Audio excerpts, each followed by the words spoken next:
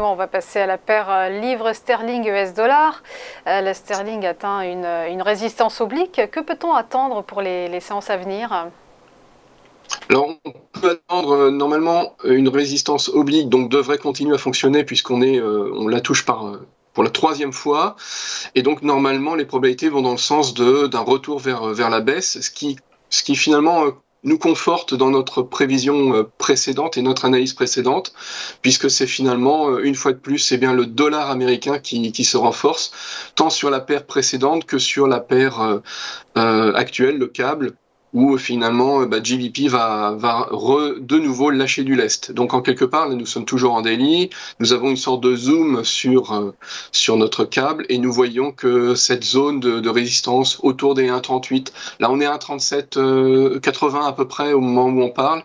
Donc la zone des 1,38 est une zone qui va travailler. On devrait logiquement pas dépasser les 1,3840 et donc il vaut mieux une fois de plus se placer à la vente pour continuer le mouvement de baisse dans les séances à venir et pourquoi pas leur viser sous les 1,37, ça c'est du certain, du quasi sûr. Enfin, on n'est jamais sûr sur les marchés, mais c'est quasi certain, quasi acquis.